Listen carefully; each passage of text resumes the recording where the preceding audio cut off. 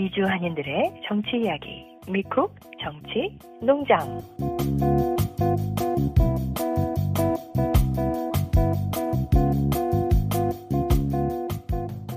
2024년 10월 30일 수요일 미쿡 정치농장 406화 시작합니다. 자, 이제 오늘이 바로 11월 5일 미국 대선 총선 전 마지막 방송입니다. 미국 정치농장에서.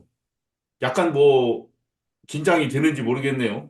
저는 좀 긴장이 되는데. 자, 그래서 이제 다음 407화에는 우리가 이미 결과를 알고 크게 낙담을 하거나 아니면 안도의 한숨을 쉬는 그런 407화가 될 거예요. 다음엔. 그러니까 오늘이 바로 이제 대선 총선 전 마지막 방송인데, 물론 우리가 하원 후보도 아니고 대통령 후보도 아니지만 클로징 멘트, 해리스도 트럼프도 클로징 멘트를 했는데 우리 미국 정치공장에 양희님이나 저도 멋지게 한번 클로징 멘트를 한번 하는 시간을 갖도록 하겠습니다.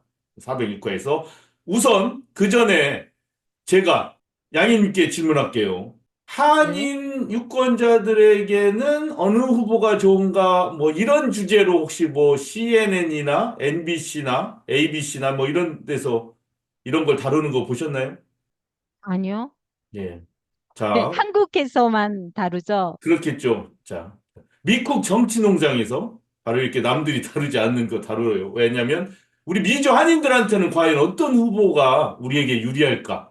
요거를 한번 타산을 해보는 시간을 갖도록 하겠습니다. 분야별로 간략하게 나누고 이 분야에는 어느 후보가 우리한테 더 유리한 정책을 갖고 있나? 요거를 한번 간단하게 나누는 시간을 갖도록 하겠습니다. 그래야 유권자분들이 투표를 하는데 도움이 되지 않겠습니까? 미주 한인들에게 미칠 영향 예측.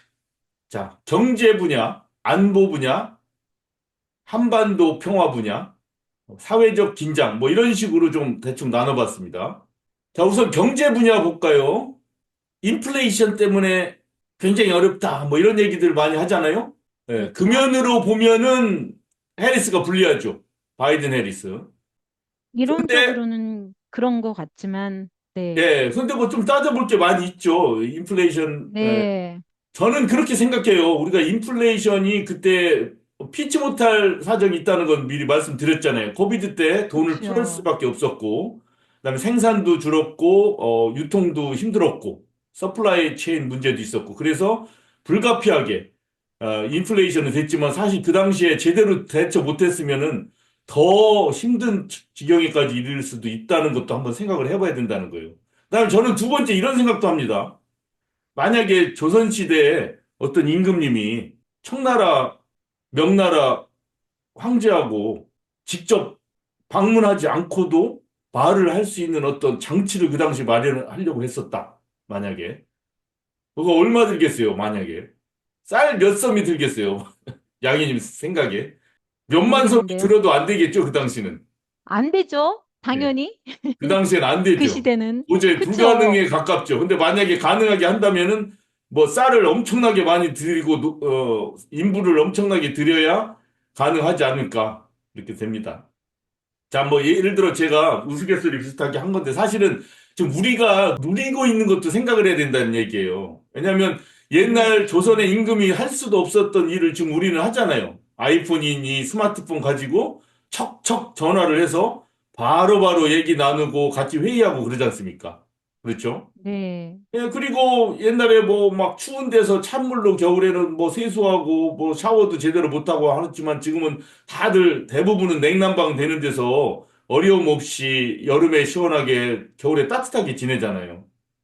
그렇죠. 그리고 먹는 것도 사실 조선 시대 임금님 수라상 못지않게 다들 기름지게 다들 먹지 않습니까? 그러니까 네. 우리가 사실 지금 누리고 있는 것 자체가 가격이 굉장히 높다는 생각 되죠? 그렇죠. 예, 그걸 또 생각해 봐야 돼요. 우리가 쓰는 거 굉장히 많아요, 지금. 소비를 하고 있는 것이. 다들 차를 타고 가스비 내고, 옛날은 진짜 고위 간직이나 탈 수 있었던 차를 지금 우리는 다 타고 있잖아요, 전부 다. 그러니까 우리 생활이 많이 사실은 고소비를 하고 있어요. 그런 걸 따지면 이 인플레이션이라는 것이 그렇게 천부당 만부당한 것이 아니다. 뭐 이런 생각도 듭니다. 오늘도 발표 나왔지만 미국의 3, 4분기 GDP 성장률이 2.8%였어요. 뭐 기대치는 3.1%였는데 2.8%예요. 그렇지만 많은 선진국들이 지금 뭐 저성장, 마이너스 성장 그렇고 있는데 미국은 지금 이렇게 꾸준히 바이든 해리스 정 부통령 이 시기에 상당히 좋은 편이고 고용률도 굉장히 높잖아요. 그렇죠. 네. 실업 문제 뒤에 없잖아요, 보면, 거의. 예. 예, 많은 사람들이 굉장히 좀 이렇게 풍요롭다고 저는 느낀 것처럼 보여요. 예. 그렇지만 항상 현실에 경제에서 막 행복감을 느끼진 못해요. 늘 불만을 느끼는 건 당연한 거예요. 대부분의 사람들은. 그렇죠. 근데 그거를 트럼프가 해리스와 바이든 잘못이다라고 하니까 사람들이 이 경제 문제 어떻게 뭔가 바꿔야 돼. 그러려면 트럼프 찍어야 돼. 하지만 객관적으로 여러 가지 정황들, 그들이 펴낸 정책, 그 결과 이런 걸 보면은 지금 주가도 많이 높고, 그다음에 인플레이션도 계획대로 잡히고 있고, 뭐 실업률도 뭐 환상적으로 낮은 상태고, 맞고, 네. 네, 성장률도 정상적으로 잘 돌아가고 있고, 뭐 이자율도 자기들 계획대로 착착착 내리고 있고, 좀 늦어지긴 했지만, 뭐 그런 거 보면은 경제정책 실패라고 얘기하기가 참 그건 너무한 거예요. 잘한 거예요. 이 그렇죠. 대통령, 부통령으로서는. 이게 경제적으로 솔직히 얘기해서 해리스한테 점수를 줄 수밖에 없습니다. 트럼프가 갔을 때 부자들한테는 좋겠죠. 그렇지만 서민들한테는 과연 좋을까? 이건 모릅니다. 그래서 당연히 우리 한인들이 볼 때는 한인들 중에서 뭐 엄청난 부자들보다는 중산층 서민들이 많잖아요. 그러니까 해리스가 유리한 것 같아요. 이런 면에서는. 그렇죠?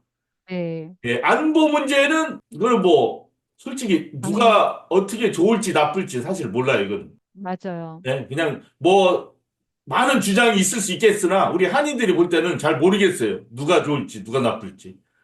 네. 땡땡으로 치고 네. 한반도 평화에 대해서 이건 양인이 어떻게 된 거였어요? 누가 우리한테 유리하다? 한반도 평화에. 많은 전문가들이 생각할 때는 이 바이든 정부가 해리스는 바이든의 정책을 이어갈 거라고 보고 일본과 손잡고 한국을 그 밑에다가 놓고 있잖아요. 하지만 트럼프가 그렇다고 해서 자신을 위해서 정치를 할 것 같아요.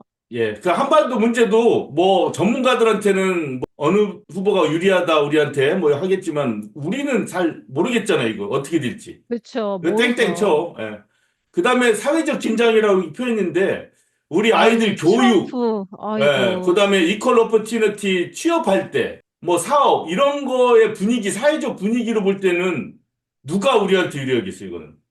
당연히 이거는 해리스가 네, 당연히 유리하죠. 해리스죠. 왜냐하면 지금 트럼프 하는 얘기들이 뭐 푸에르토리코가 가두지다 뭐 무서워요. 이런 얘기하고 지금 난리 났지 않습니까? 그리고 해리스한테 계속 그쵸. 팍스뉴스에 터커 칼슨 그 친구도 뭐 트럼프 유세에 나와가지고 뭐 해리스가 인도계인지 뭐 흑인인지 모르겠다 어쩌고 인종적인 모멸감을 느끼는 그런 얘기들 하고 노골적으로 인종차별을 계속 하고 있지 않습니까? 그러니까 이거는 뭐 네, 하나가 아니라 한 뭐 이렇게 해야 될 것 같아요. 그런데 우리 한인들이 네. 미국 내에서 이 사회적 긴장, 이렇게 차별, 따가운 시선, 이런 거를 생활 속에서 꽤 많이 느끼고 여기서 좀 스트레스 받고 그러지 않나요? 그죠. 그리고 이미 과거에, 어, 흑인과 백인의 갈등이 엉뚱하게 혜택을 받아서 더 많은 이익이 나지 않을까 이런 좀 착각을 하신다고 저는 생각이 들어요. 네. 그래서 좀 걱정스러워요. 네, 수신 상태가 안 좋아서 양희님의 목소리가 끊겼습니다. 제가 대신 요약하면 일부 한인분들은 흑백 갈등에서 마치 백인의 편에 한인들이 위치하고 있는 착각을 하고 있는데 사실은 백인 인종 우월주의의 피해자 측에 더 가깝다는 현실을 직시해야 된다. 그런 점을 말씀하셨습니다. 자, 이제 미국 대통령 선거 그리고 상원의원 하원의원 선거가 이제 딱 일주일 남았습니다. 이미 조기 투표하신 분도 계시고 앞으로 할 계획을 가지신 분들도 많을 텐데 하여튼 미국 사회 특히 연방 대법원 같은 경우 자꾸 그 보수적인 그다음에 백인 우월주의자들의 편에 서서 판단을 내리고 하는 지금 그런 경우가 늘어나고 있지 않습니까? 그래서 상원 네, 의원도 우리가 잘 뽑아야 돼요. 상원 의원, 하원 의원도 연방 대법원을 제대로 잡기 위해서는 이러한 점을 명심하시고 우리 한인 유권자분들 현명한 판단을 내리시고 우리들에게 유리한 후보에게 표를 던져주실 것을 당부하며 저희들은 이제 다음 주 만약에 박빙이면은 다음 주 우리 407화의 결과를 몰라요. 왜냐면 며칠 걸릴 거예요. 만약에 박빙이면은. 그렇지 않으면 407화 우리가 방송할 때쯤이면은 결과를 알게 됩니다. 그래서 다음 주에 여러분 뵙도록 하겠습니다. 자, 긴장됩니다. 두구두구 당당. 자, 영희님 수고하셨습니다. 네, 수고하셨어요.